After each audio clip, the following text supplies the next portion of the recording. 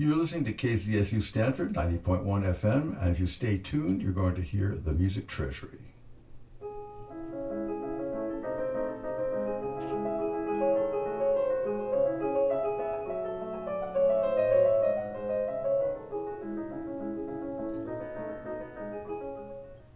Well, good evening, ladies and gentlemen, and welcome to the Music Treasury, rare and historic moments in classical music.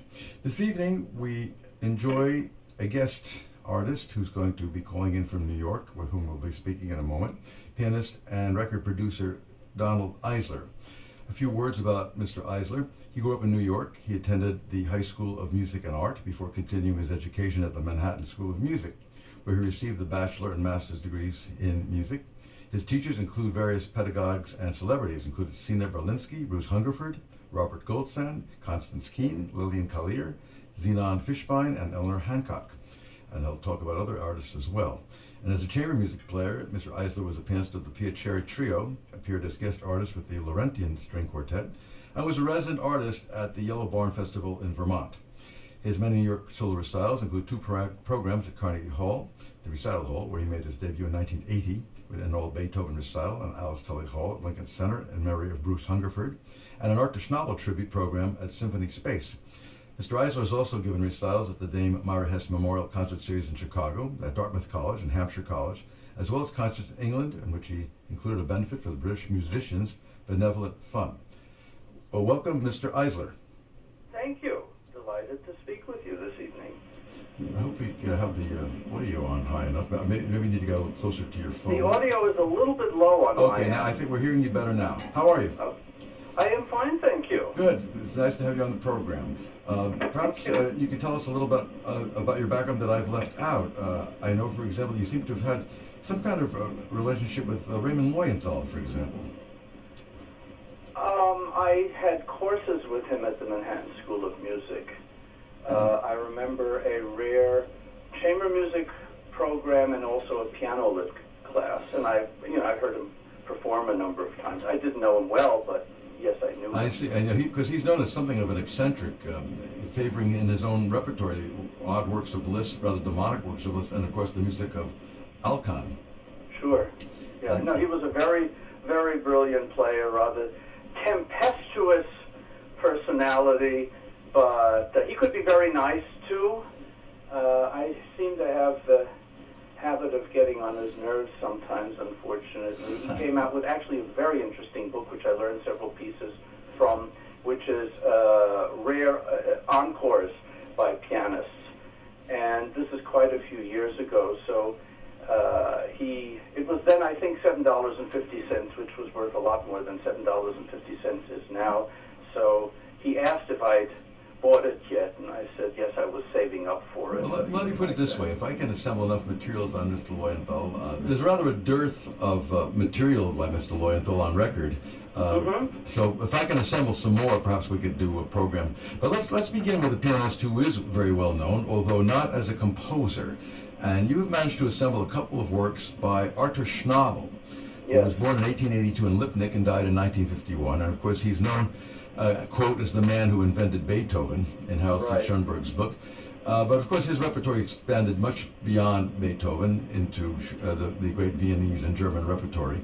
But he's not very well known as a composer at all. And we're going to hear two excerpts from something called Dance Suite, which I think came about around 1920, 1921. That's his first major piano work of four. And I did the first recording of that and the second recording of the 7 pieces, the first recording of which was made by his daughter-in-law, Helen Schnabel. And Helen Schnabel's daughter and son-in-law, Anne and Francois Montier, started many years after I made this recording, they started the Schnabel musicfoundation.org, and they've done a lot of good work publishing scores of Arthur Schnabel. In fact, as far as the dance suite, I was involved in the proofreading, and I wrote the preface for that, and bringing out CDs of other musician members of the family. I see. Now, the recording that I have, of course, of your playing Schnabel's work is on your own label, the CASP label. Right. CASP label. It was on my first record. Can you talk a little bit how you got involved in record producing? Record producing? Well, basically, it was originally to be able to produce recordings of my own performances. So the first 4 of them were of my solo performances of music by, it seems I go for composers whose names end with S and with B. Schubert, Schumann, Spohr and Schnabel, and Beethoven and Brahms. And in addition to that, we have 4 CDs of the music of my friend, the American composer Louis Pelosi. I think you're going to play something from one yes, of them. in the second hour. Chamber music. One is of his preludes and fugues by the brilliant young British Polish pianist Mateusz Borowiak, and then the 37 inventions, canons, and fugues in which I'm the pianist. And then in addition to those, there are 5 more historic discs, 2 of Adrian Aeschbacher, who was a wonderful Swiss pianist who was a Schnabel student. His stories behind all of these things, of course. 2 of live recitals of Bruce Hungerford, with whom I studied, and 1 of a recital of Constance Keene, with whom I also studied. Well, let's begin with music of Arthur Schnabel. We're going to hear 2 excerpts from the dance suite, Foxtrot and Ernst Rasch, which is final rest, and it's Gut Werbung, which means wooing. Right. And so this is about 7 minutes of music with Donald Eisler performing music of Arthur Schnabel, 2 excerpts from his dance suite of 1921.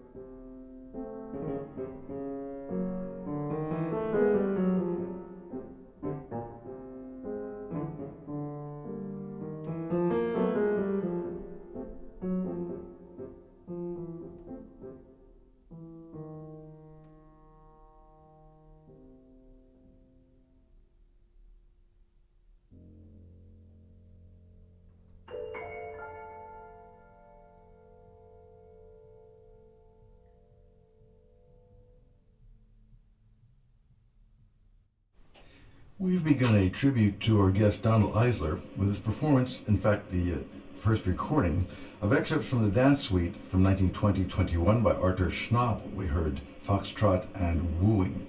And I'm just reading a New York Times review which speaks of Mr. Eisler's playing as the kind that makes one grateful for Schnabel's influence. His ability to keep momentum alive through the long movements makes him a most satisfying sonata player. Mr. Eisler, that's quite charming, those two pieces, although the second one certainly goes into some interesting harmonic changes. He gets even more adventurous in the later movements. The fourth of the five movements is sort of hinted at tonality he never arrives at and has no bar lines. And the third is a long, very long waltz. The fifth is also more modern harmonically, but his later work was atonal. So he moved from this to that, but he did both very well in my opinion. And one of the things that always interests me about Schnabel is his enormous emotional range, because, you know, the stereotype idea of Schnabel is the deep, penetrating Beethoven player, which he was, but he could also write pieces like this rollicking foxtrot and wooing, which you could imagine somebody like Schubert Cherkassky as the ideal performer for it. And Cherkassky is about as far from Schnabel as a pianist as you can imagine. So to me, that just shows Schnabel's range. Indeed. Well, we're going to talk something about your own interest in other influences, because for our next few selections, we're playing some other pianists whom you admire. And the first of these I'd like to mention, and I have not done much of his work here on the radio, although I've just reviewed his recording of the Kreutzer Sonata with Bronislaw Huberman, and that's the Polish pianist Ignaz Friedman, who was born in 1882 and died in 1948. And you're very fond of his Chopin. He's one of the great Chopin interpreters. I think his mazurkas is the best ever recorded. Some people might feel they're too wild and crazy, but to me, they're what they should sound like. It's like he's somebody, he never knew he couldn't fly. It's just so amazing what he does sometimes.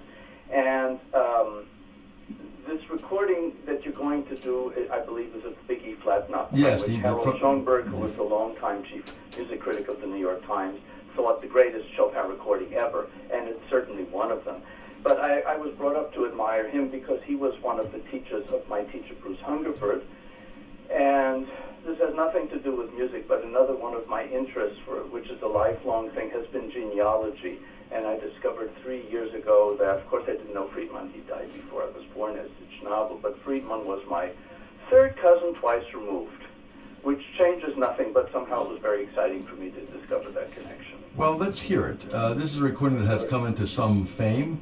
The recording made, I'm not sure about the year. This is a... About 1936. Yeah, something where, yeah, this is an opus cura.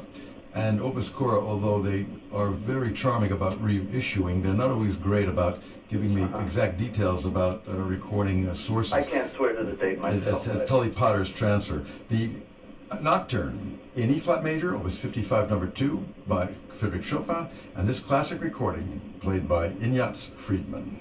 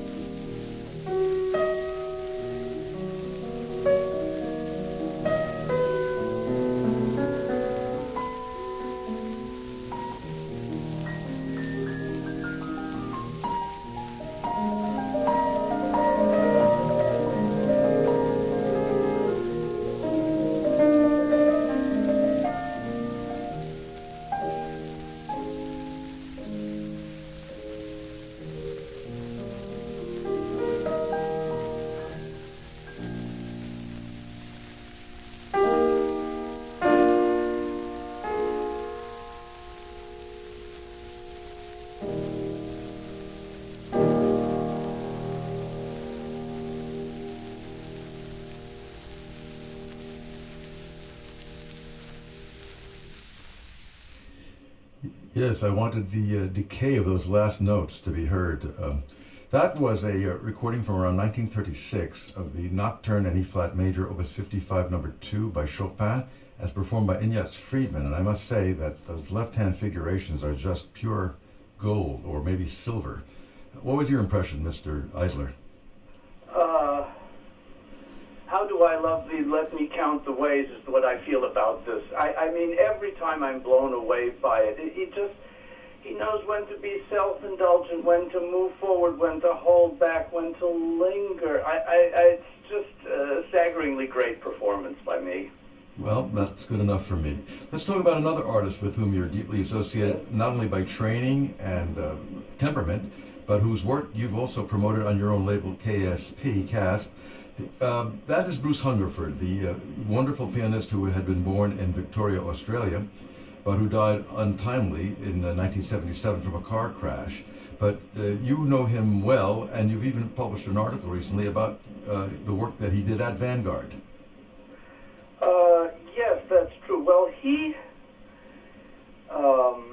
came to America end of 1945 to study at Juilliard, and he met my father around that time. They were the same age. They became friends. In fact, my father remembered that the first time he heard Bruce, who was then Leonard Hungerford, he changed his name later, was at a church in Manhattan, and the repertoire of that concert included the Sixth Hungarian Rhapsody, which is pretty far from what he became known for playing. But he's one of the great artists of the 20th century who was never got the recognition he deserved. And for me, he and Schnabel are the two greatest Beethoven interpreters ever at the piano. And yes, I was lucky to go to many of his recording sessions, as he was supposed to record the 32 Beethoven sonatas for Vanguard. He completed 22 of them, plus one LP each of music of Chopin, Schubert, and Brahms at the time of the accident, which will be 40 years ago, end of January. And I did, yes, I was probably at the recording sessions. You're going to play Opus 78, I believe. Yes. I was probably there. It was, I think I said in the article, I've had a lot of recording sessions of my own, but the expression makes me hark back not to my own, but to Bruce's, because they were so impressive. The greatness of his artistry, the depth of his commitment, his willingness to do things over and over and over late into the night till he got it right. I remember some of the people who used to come there. His mother was a lovely lady. She died in the accident with him. There was a man named Finholm who reconditioned pianos, who had an interesting attitude. Bruce really respected his work, but Mr. Finholm had an interesting attitude. He'd say he got a piano just reconditioned so it worked beautifully, and then someone would play it. Which for him was not, his work of art was the aim, not that somebody should play it. But Hungerford was such a great artist, so I'm glad to have, certainly the most substantial recording of his art. Thank heavens he had that contract with Vanguard, and those have occasionally been re-released, but I'm glad to have released for the first time 2 live recitals he played, including an all Beethoven recital from Bayreuth, Germany in 1965. I later heard him play the same program at Carnegie Hall a few months later, which is, to me, that's one of the Bayreuth concert is one of the great Beethoven recitals ever recorded. And also his last recital, which he played in Calgary a month and a half before he died. Yes, well, I did play some of those. I played some of those here when I did the Hungerford at the time, which was, I guess, about a year and a half or more ago. But I did, of course, feature your albums as part of that tribute. And I appreciated it. Well, sure. I'll be happy to do it again. Let's listen to Bruce Hungerford, the great Australian pianist who's also a pupil for a while of Ignaz Friedman, who himself had been a pupil of Theodor Leschetizky. So there's really a tremendous kind of pedagogy going on here. The sonata number 24 in F-sharp major, opus 78, is in 2 movements, part of that Beethoven movement towards concision in style and in classical economy. It's played by the great Bruce Hungerford from a Vanguard recording.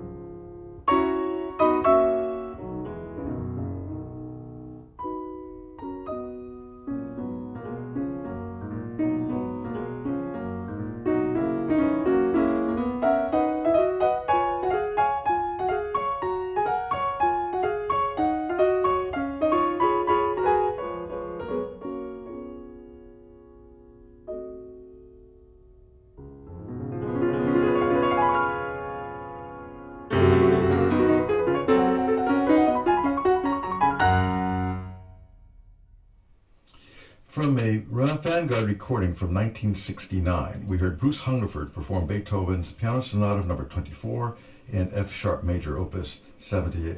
We'll get back to our guest, Mr. Donald Eisler, in a moment. Just like to mention a couple of upcoming events.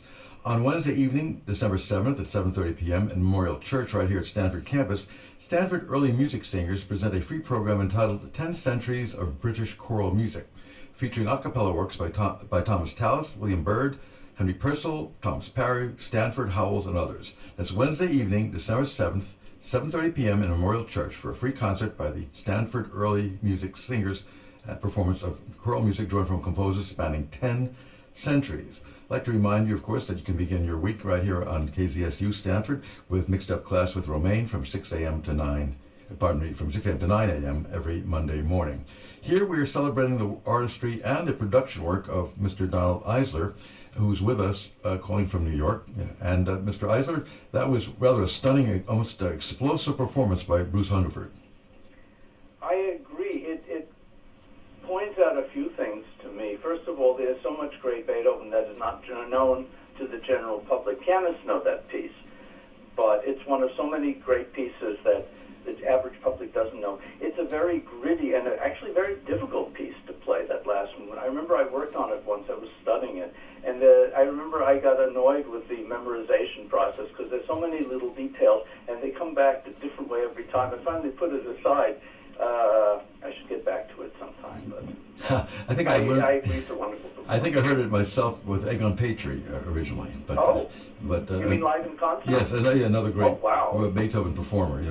Because he came here to California, played at Mills College, but he was also in the metropolitan area for a while. But let's move on to one more of your pedagogues, and that is Robert Goldsand, whom we did do tribute to here at the Music Treasury.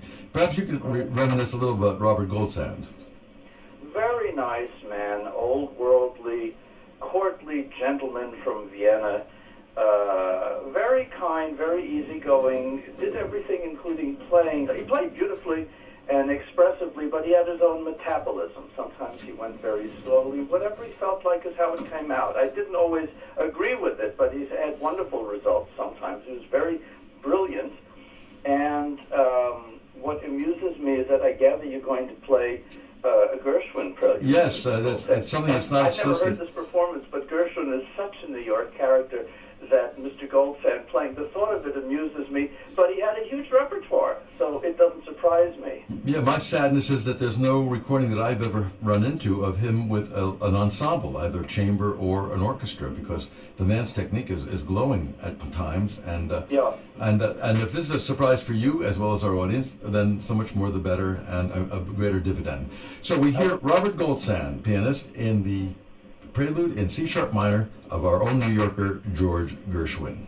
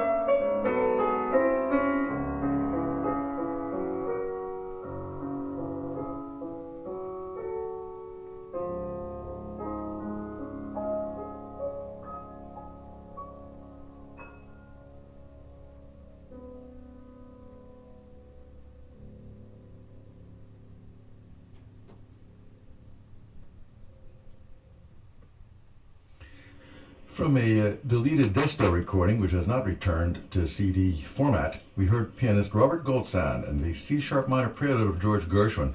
There's a lot of New York and the Concerto in F in that prelude, Mr. Eisler. Yes, and it's a very fine performance. It's just, I'm trying to imagine Mr. Goldsand playing it, but the idea of playing is not to play yourself, it's to bring out the personality of the music, and he did that. Well, it was very bluesy. It had that. Let's talk about the next piece, which is going to be performed by you yourself. And this is music that we do not associate with this composer. We're going to hear a piano sonata by Louis Spohr. And I'm going to read from your own liner notes to your cast album here. Louis Spohr, 1784 to 1859, was a prominent musician in his day. He was born in Braunschweig, Germany. He traveled widely as a violin virtuoso. After 1822, he was based in Kassel, where he was given a contract for life as Kapellmeister in the court. Spohr was one of the first conductors to use the baton. He knew many of the important musicians of his day, and he wrote a dramatic description of the premiere of Beethoven's Seventh Symphony. Later, he was going to champion not only the music of Weber, but he also championed the early music of Richard Wagner. How did you come upon this sonata, Mr. Eisler? That also has to do with a radio program I heard. I think I was driving once, and I heard this chamber music piece, which I didn't recognize. I thought this was really excellent, and I was trying to guess who might the composer be, and I guessed it was Schubert because it was good enough. I thought it could have been Schubert, so I listened to the end, and it turned out to be by Spohr. So then I decided to see if he'd written anything for the piano, and I was more motivated because within a week of hearing that, I happened to speak with Karl Ulrich Schnabel, who said, yes, my father was also very impressed by Spohr. So I discovered that he wrote mostly for strings and ensembles. You know, he was a brilliant violinist and conductor.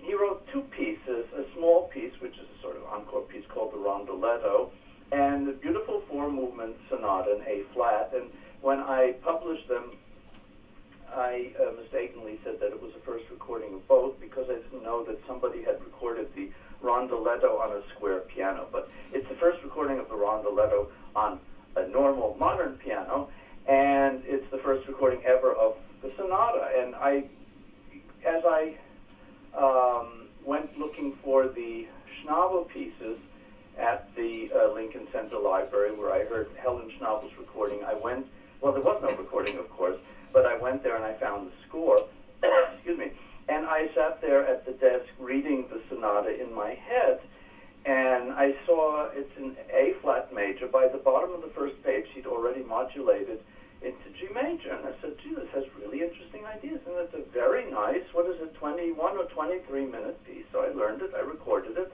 I performed it for a while. I may bring it back sometime.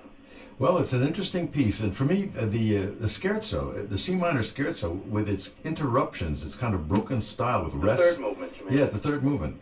That's a really kind of an unusual approach to the scherzo, I thought.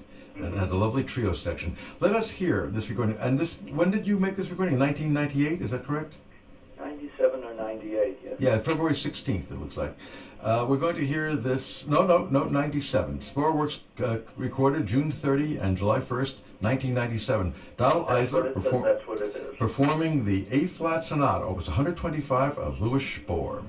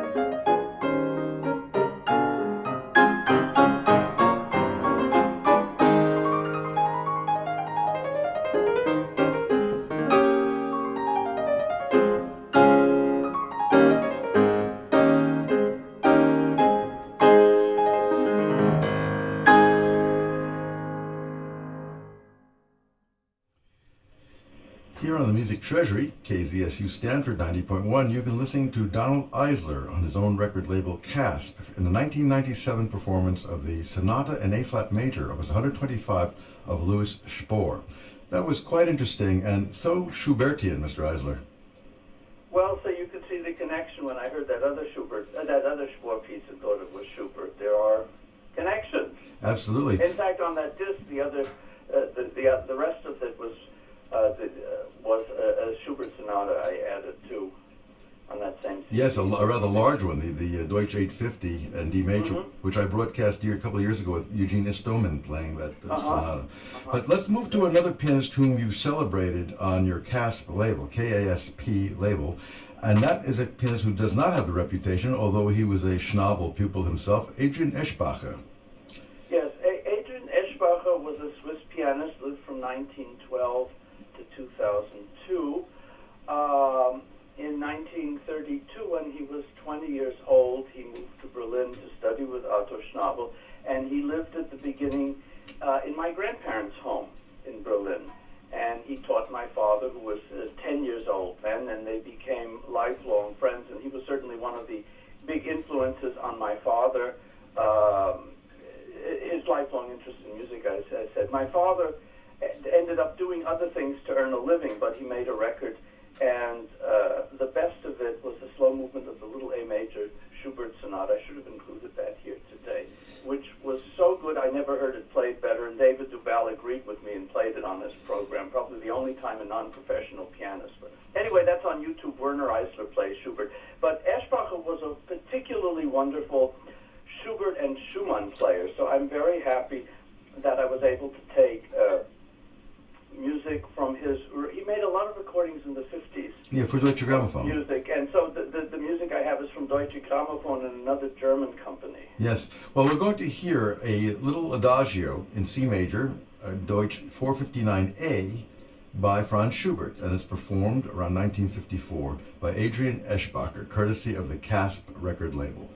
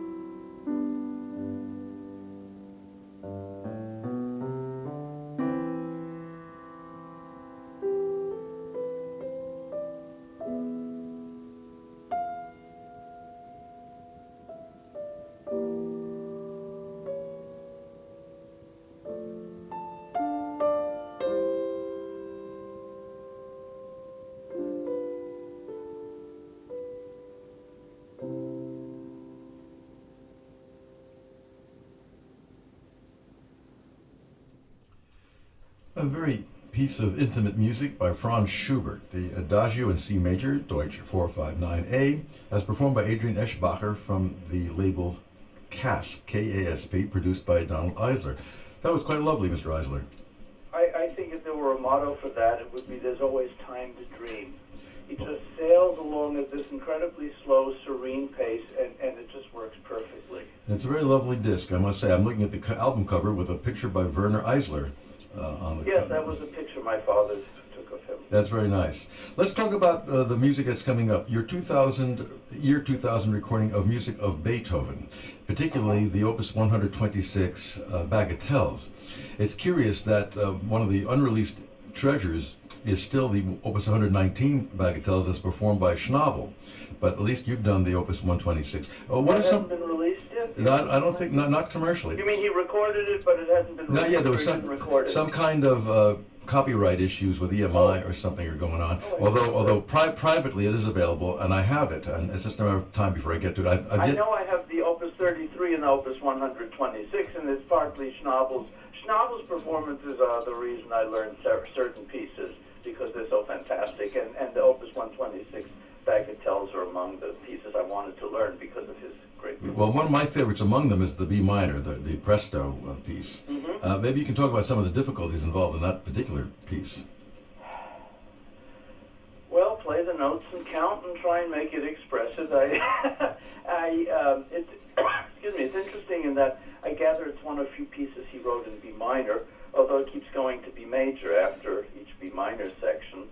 I think you're going to play pieces 3 to 6. Yes. And the third is a beautiful slow movement.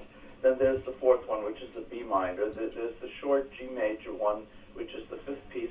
And then there's a sort of bizarre sixth one, which has a presto, very short presto at the beginning and the end, and this lovely, I wouldn't call it a nocturne, but a gorgeous, serene movement in between. Yeah, there's something of a kind of ABA pattern built into this E-flat major. We hear 4 of the Opus 126 Bagatelles of Ludwig van Beethoven as performed by Donald Eisler.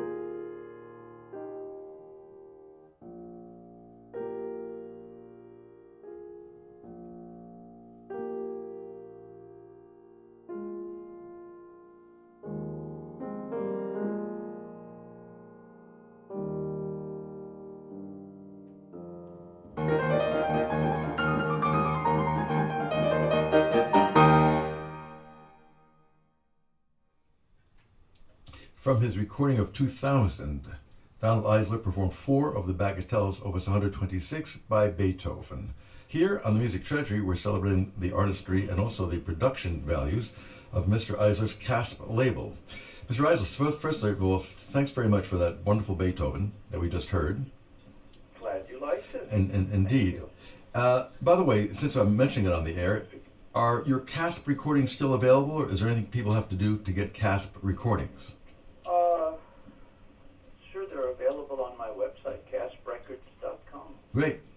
Let's talk about another artist who's very deeply involved in your ideology, as it were, and that would be Constance Eisenberg, better known as Constance Keene. Well, Constance, she changed her name to Keene, but her family name was Eisenberg, but she was known as Constance Keene. And what is her contribution? Excuse me. She was a very inspiring teacher. She's such a brilliant pianist.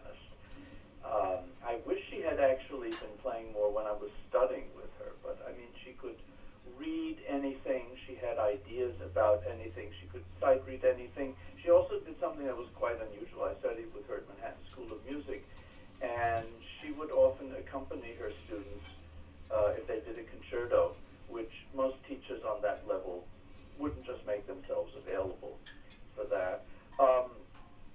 She's maybe best known for recordings she made in the 60s of the complete Rachmaninoff preludes, which I'd already heard before I met her, and they've always been my standard for that music. So I was very impressed just to meet her in the first place. I'm very happy about this disc on CASP of hers, which was made available to me, and then I got permission to issue it. It's a live recital from a program she played at the University of Houston in 1995. She was 74 years old, so she wasn't a kid, but it's fabulous playing. Has the Corelli variations, these fancies, actually they're called, not fantasies, of MacDowell, the Fourth Sonata. What's particularly wonderful is she plays the 4 ballades, and they're just incredible. Yes, well, I wish we had time for everything. And then there are encores of MacDowell and of her husband, Abram. Yeah, Rush Hour in Hong Kong, which was a Tchaikovsky favorite as well. Right, that's probably the piece Chasins was best known for.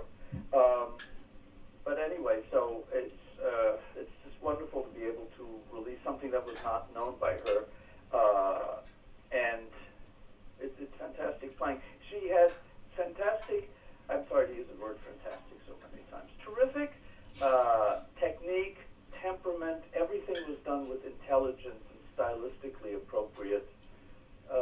She was a great artist. She was well known as a teacher, and she was known to pianists as a pianist. She had the Rachmaninoff disc I mentioned before, the complete preludes, had a wonderful critique on it from Arthur Rubinstein, whose kids she had taught years earlier. And when she played that for her, she showed that review to her friend Vladimir Horowitz, who was also a friend of hers. He said, "Why didn't you give it to me first? I would have written that." Fair enough. We're going to hear the voice of Constance Keene prior to her playing of 6 fancies, Opus 7 of Edward MacDowell. And they are The Soldier's Love to a Hummingbird, Summer Song, Across Fields, Bluet, and An Elfin Round. From a CASP recording made around, looks like, around 1995. The recording was made in 1995. Yeah, well, from Dudley Hall, Recital Hall at the University of Houston, Constance Keene. This is not a lecture recital, but I just want to say that MacDowell was one of our foremost and first known American composers. These 6 little pieces that I'm about to play were written when he called himself Edgar Thorne. I think it's noted in the program. He wasn't at all certain he would ever make the grade as a composer, let alone as a famous composer. And he had an unusual beginning in that instead of going to Europe to study, he studied with a gentleman who was Cuban and went to South America to study. That was most unusual. While he was there, he studied with the fabled Teresa Carreño, who was one of the greatest women pianists of all time.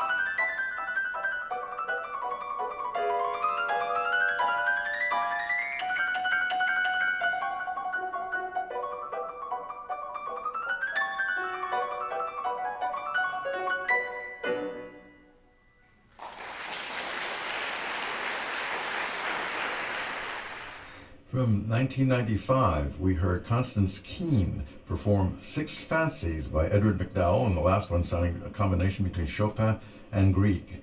That's very lovely, Mr. Eisler. I think those are charming pieces. Well, tell us about the next composer, who was unfamiliar to me before your discs arrived from CASP, and that's the music of Louis Pelosi, who seems to have written, instead of the Anna Magdalena notebook, he's written something for his wife. Louis Pelosi is a wonderful American composer, lives also here in Westchester County, New York, in Croton-on-Hudson, as a matter of fact. He did these 4 CDs. The first 3 are actually a tribute to his, a memorial tribute to his late wife, Rosemary Kochi, who was a brilliant artist and a Holocaust survivor. I think what you're going to play is some examples from the 37 inventions, canons, and fugues that I recorded. And I find this very fine music. It's tonal, but not traditionally tonal as far as major or minor, but it has tonal centers, and it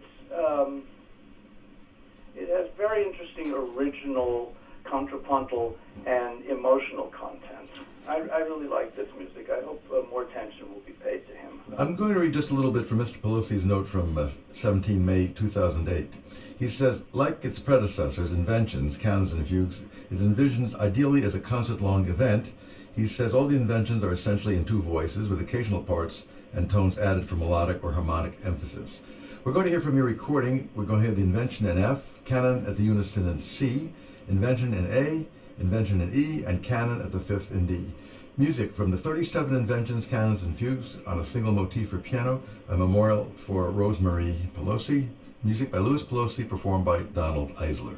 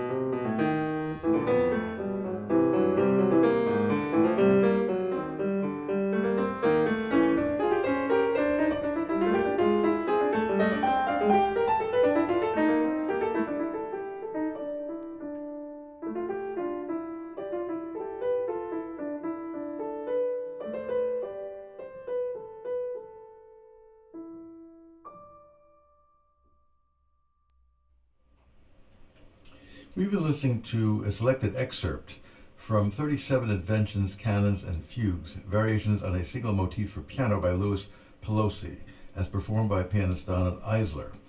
And they were Invention in F, Canon at the unison in C, Invention in A, Invention in E, and Canon at the fifth in D. So we certainly hear elements of Bach, references to the Goldberg variations. I'd like to just read Mr. Pelosi's dedication on his album. Aside from my music and musical studies with Susan Tenenbaum, piano, and Arnold Franchetti, composition, the central events of my life are two: meeting my future wife and losing her to cancer. In every possible sense of the word, Rosemarie, Holocaust survivor and artist, filled my world. In her creative vitality and brilliance, her discipline at the services of an absolutely and uncompromising spiritual focus and integrity, and her love of nature and humanity, her love for me, this album is dedicated to her. I extend my unreserved gratitude to and admiration for pianist Donald Eisler to bring this monumental composition, this multi-dimensional labor of craft and love, so persuasively to the public, and in doing so he has truly made it his own. Well, congratulations, Mr. Eisler.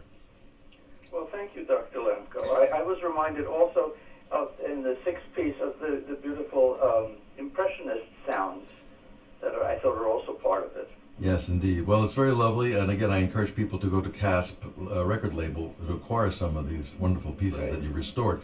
We only have time for one movement of the Schubert Sonata in E-flat major. Okay. You favor the Steinway piano, obviously. I mostly played Steinway. Mostly play Steinway. And can just a few words about this unusual little sonata in E-flat by Schubert? It's remarkable in that it's such a mature work, I think, for a 19-year-old. It was originally written, I don't know the whole story for it, was originally written in D-flat, and then it was written in E-flat. I'm not sure what the significance is. But this love movement, which we don't have time for, is remarkably profound. And the other movements are so beautiful and charming. I think it's a remarkable achievement. Well, fair enough. We're going to conclude this tribute to Donald Eisler and his producer, Joseph Patrick, with a performance from July and August 2004 of the Sonata in E-flat major, Deutsch 568. We hear the Allegro Moderato last movement as played by Donald Eisler.